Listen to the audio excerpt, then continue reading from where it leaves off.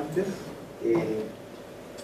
Al igual que ustedes, yo también en formación, como estudiante, estos temas también nos preocupaban a todos nosotros, ¿no? Y en segunda instancia, lo pienso así, esta invitación para mí tiene muchos componentes, digámoslo, afectivos, ¿no?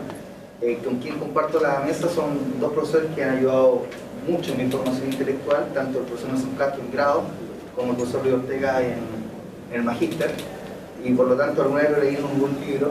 Espero que mucho de lo que digo acá también tenga responsabilidad de ellos. Entonces, por lo tanto, y una advertencia, ¿no? Aún no tengo mucha versatilidad al hablar, por lo tanto intentaré leer lo que he escrito para hoy y con algunas detenciones para precisar algunas ideas, ¿no? Yo esto lo he titulado, la invitación lo he titulado como Del granero al sótano, de las mentalidades a las relaciones de producción en Chile, 1925-1973, que es el eje temporal en el que yo más bien he desarrollado mis dos tesis o mis dos investigaciones, ¿no? Mis dos trabajos. Inicio. La interrogante con la que se me ha invitado, ver la influencia de Marx en la historiografía, cumple en mi opinión una doble función. Por una parte, con la modestia del neófito, que soy yo, ¿no?, intentaré señalar cómo he utilizado categorías marxistas y marxianas en una reflexión y práctica historiográfica de corta data, vinculada fundamentalmente a dos tesis que yo he realizado. Por otra parte, plantear algunas interrogantes y preocupaciones, las que aún sin respuesta cumplen la función de tensionar constantemente las conclusiones y juicios, siempre provisorios, a los que he llegado en ellos, en los trabajos. Al iniciar, es importante aclarar un punto. El título que he tomado para esta presentación, mi modo de ver, cumple la función de establecer metafóricamente el paso desde una preocupación inicial, la historiografía marxista chilena y su cultura política, asociada a un mundo de ideas, ideologías, representación y visiones del mundo, o sencillamente a la historia de las mentalidades, a otra que centrada en las repercusiones económicas y sociales del atraso que caracterizó la intervención improvisada de las políticas estatales chilenas durante el segundo cuarto del siglo XX. Y eso sí, que la metáfora que titula mi presentación no es propia y que solo he realizado su inversión. Ella, presente en la introducción de Ideologías y Mentalidades de Michel Gobel, nos ilustra cómo el historiador francés realizó un recorrido que lo habría llevado del sótano de las estructuras sociales al granero, al considerar sus investigaciones sobre la descristianización y las actitudes ante la muerte. Tal afirmación venía a contradecir los prejuicios y restricciones que corrientemente se adjudicaron a los historiadores marxistas del siglo pasado, a quienes se les criticaba su economicismo, a prestar desmesurada preocupación por la estructura económica en desmedro de la superestructura jurídica y política de las sociedades. Todo lo anterior avalado aparentemente por el propio Marx en la introducción de 1857. Lo que establezco ahí básicamente es que la preocupación y la crítica en la que yo inicié este estudio preliminar, que se ilumina a través del marxismo, había una crítica desmesurada a partir de cierta historiografía que hacía ver mecánicamente una relación entre una base y una superestructura. Por lo tanto, Michel Gobel sostiene, yo vengo desde el granero al sótano. Y la inversión para mí es no, bueno, yo vengo desde las mentalidades, avanzo hasta una segunda tesis. Dicho lo anterior, habría que precisar que la vuelta al edificio, es decir, la relación que existe entre la base, la estructura, sus pisos, la superestructura, el ya señalado tránsito del granero al sótano, no se piensa como un intento de revalorar aquel marxismo de matriz cientista tan criticado y caricaturizado por opositores y epígonos, sino más bien el intento de pensar en sus complejidades y múltiples determinaciones la vida activa y actuante de los hombres, como señaló Marx en La miseria de la filosofía. En un inicio, como ya he dicho, mi aproximación inicial sobre la historiografía me hizo reflexionar sobre las repercusiones culturales de los llamados historiadores marxistas chilenos. Ellos se presentaban para mí, por prejuicios heredados de la historiografía de boga en el periodo.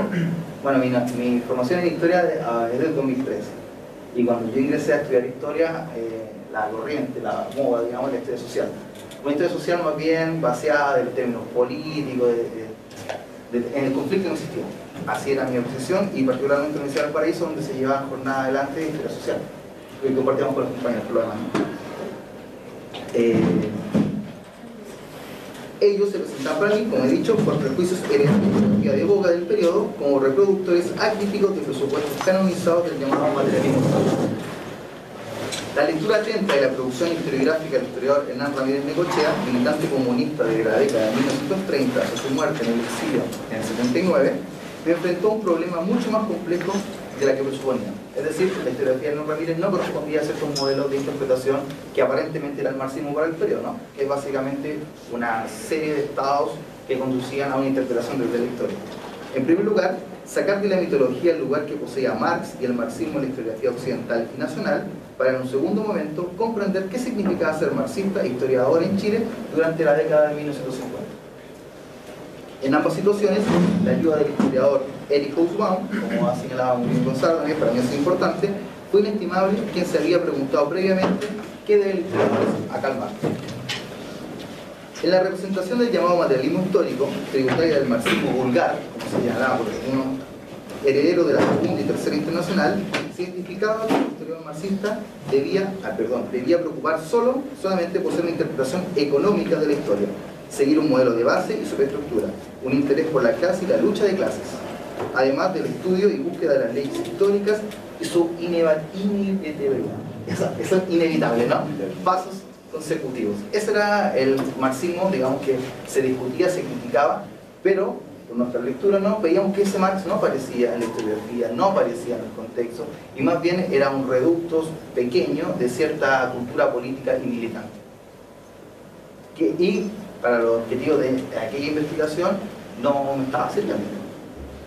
Con todo, a pesar que lo restringido del modelo, y un modelo más bien sencillo de implementar, nos comenta Hobsbawm, significó ese modelo, ese tipo de marxismo, durante un buen tiempo, cargas concentradas de explosión intelectual creadas para volar partes importantísimas de las fortificaciones de la historia tradicional.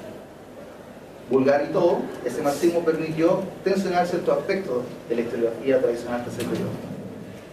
La idea de comprender el marxismo hegemónico de mediados del siglo pasado, en todas sus carencias y virtudes, como una herramienta útil para la historiografía crítica del periodo, significó trasladar el interés hacia los sustentos culturales sobre los que se asentó la práctica intelectual. Es decir, ya caracterizado ese tipo de marxismo, me parecía que es importante, ese marxismo ya no servía, había que trasladar la visión desde el marxismo a otros fenómenos para comprender lo que yo me había predispuesto a estudiar, que era cierta historiografía en contexto. La preocupación inicial sobre el marxismo y su historiografía fue impulsada más bien hacia la comprensión del espacio cultural, la superestructura. Y aquí está la idea, ¿no? La idea del granero y no del sótano, sobre la que se edificó la historiografía de Hernán Ramírez. De tal modo, categorías como ideología, cultura, subalternidad, hegemonía, iluminaron un trabajo que pretendió reconstruir los campos de producción y reproducción de un trabajo historiográfico que no se puede comprender como ninguna otra producción cultural o económica sin un respectivo contexto. Es decir, nuevamente aparecen autores de la tradición marxista, ¿no? Por ejemplo, pienso en Raymond Williams, nosotros también leíamos a Gramsci, qué sé yo, a Gorge, a Lukács, autores que en cierta tradición, por Anderson, son categorizados, ¿no?, como el marxismo occidental. Hasta ese momento en mi formación, sigo siendo autobiográfico, en historia y en Marx, pensé, como generalmente ocurre, que había construido una respuesta satisfactoria al problema planteado. Sin embargo, excluyendo las vivencias personales, que son mi traslado a Santiago, la atención me pareció bien. ¿Dónde había quedado el resto del edificio? ¿Qué pasó con la base o la estructura? Que yo nunca me interrogué dentro de mi trabajo inicial, ¿no? Como era evidente, el periodo de tiempo que transcurrió entre el 33 y 1973, temporalidad que ocupó mi trabajo de grado, no podía haber sido explicada solo en términos culturales. La cultura Frente Popular, como identifiqué la cultura política del comunismo chileno, que tuvo como propósito comprender el contexto del marxismo y su historiografía en Chile, no explicaba el funcionamiento completo y complejo de la sociedad chilena entre el segundo y el tercer cuarto del siglo XX. La dimensión del problema se concretizó al considerar nuevamente lo que Marx escribió al respecto al método en su texto La miseria de la filosofía. Aquí cito Marx porque me permitió a mí aproximarme a un segundo problema. Las relaciones sociales se hallan íntimamente unidas a las fuerzas productivas. Al adquirir nuevas fuerzas productivas, los hombres cambian su modo de producción. Y al cambiar el modo de producción, la manera de ganar su vida, cambiar todas sus relaciones sociales. El molino a brazo os dará la sociedad con el señor feudal. El molino a vapor, la sociedad con el capitalismo industrial. Los mismos hombres que establecen las relaciones sociales conforme a su productividad material producen también los principios, las ideas, las categorías conforme a sus relaciones sociales. Es decir, me volví a aparecer esta metáfora del edificio. Por tal motivo, más allá de precisar los principios, las ideas, las categorías, las mentalidades que caracterizaron a Chile entre el 25 y el 73, es importante comprender la íntima relación que existió entre las fuerzas productivas, la relación de producción y el modo de producción. En tal sentido, era perentorio volver tras la base o estructura que tuvo Chile y desde aquella intentar explicar las múltiples repercusiones económicas, políticas y sociales que ella tuvo sobre la vida de los hombres en el tiempo. De tal modo se iniciaron las incursiones para comprender y estudiar los fenómenos vinculados al modelo de desarrollo que imperó en Chile durante los 2 cuartos centrales del siglo pasado, entre el 25 y el 75. Es decir, estudiar las políticas estatales intervencionistas que modelaron una economía en transición que permitió perpetuar un modo de producción que poseyó miserias modernas y heredadas. Al vegetal, como indica Marx en El Capital, en su interior modo de producción vetustos, meras supervivencias con su corte de relaciones sociales y políticas anacrónicas. Es decir, el mismo fenómeno que yo he estudiado en términos culturales me aparecía como fenómenos de transición, en donde supervivían distintos modos de producción, que era el Chile de las décadas centrales, entre el 25 y el 73.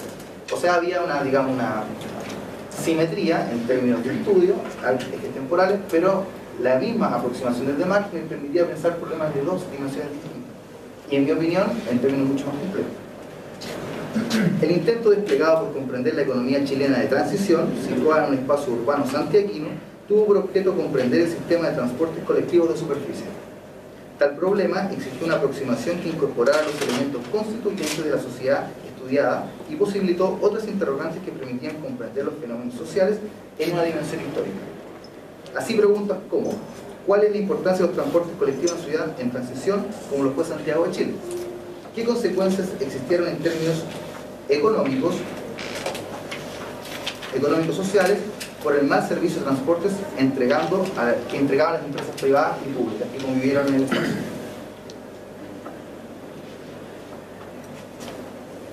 Nuevamente, Marx, me ha ayudado a pensar este problema, junto con una reflexión historiográfica afín a su pensamiento. Me permitió considerar elementos de aproximación para comprender la conflictividad social presente durante el periodo. Una cita, nuevamente, de Marx me permite expresar de mejor manera lo que yo estaba pensando para explicar este fenómeno. Cito: cuanto más se funda la producción en el valor de cambio, y por tanto en el intercambio, tanto más importantes se vuelven en ellas las condiciones físicas del intercambio, los medios de comunicación y transporte. El capital, por su naturaleza, tiende a superar toda barrera espacial. Por consiguiente, la creación de las condiciones físicas del intercambio, de los medios de comunicación y transporte, se convierte para él, y en una medida totalmente distinta, en una necesidad: la anulación del espacio por el tiempo. Esto lo dice Marx en lo que dice, ¿no? Que son los borradores para el capital.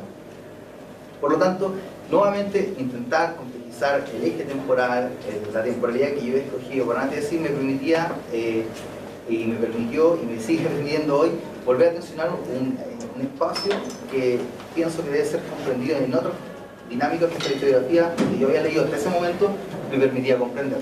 Entonces, esta cita que yo tengo de Locrum dice, me permite pensar en términos mucho más complejos que pensar las micro, digamos, ¿no?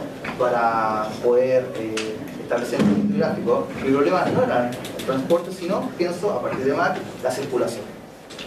Y este interrogante me dio vuelta mucho tiempo en la tesis, ¿no?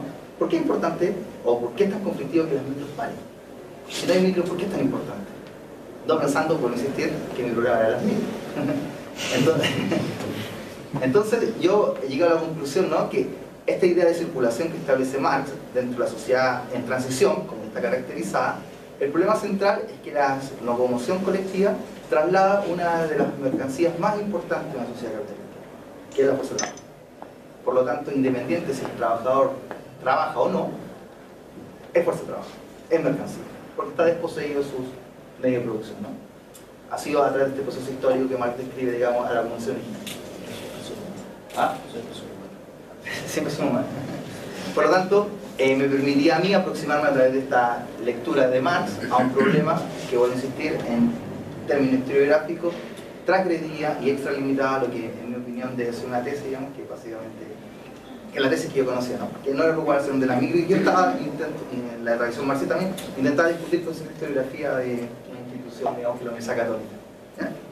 Es así que la idea de las condiciones físicas del intercambio, convertidas en una necesidad, me obligaban a pensarlas situadas en la realidad chilena, que, como he señalado previamente, se caracterizó por su transición, relevando todos los elementos de supervivencia de tradición y las valencias de la modernidad, el conflicto. De este modo, la reflexión que ha nutrido mi incipiente práctica, insisto en ello, en los terrenos de la historia, comprendida como reflexión y práctica historiográfica, se han sustentado sobre ciertas premisas presentes en la producción marciana. Es quizás el eje articulador la comprensión de los fenómenos bajo las categorías analíticas de la economía política y por ello la comprensión de, comillas, el rico conjunto de determinaciones y de relaciones complejas, en fin, el último de mis preocupaciones intelectuales hasta la fecha. Eso lo declara Marx en el método de la economía política, ¿no? Para concluir, dicho lo anterior, sostengo que, en continuidad con Husserl nuevamente, que la base analítica de toda investigación histórica de la evolución de las sociedades humanas tiene que ser el proceso de producción social, configurando en la tradición marxista y en su teoría historiográfica, que es lo que nos convoca hoy, ¿no? En elementos de inestimable valor analítico, crítico y político, bases, en mi opinión, de una historiografía con un verdadero valor y sentido social. Muchas gracias.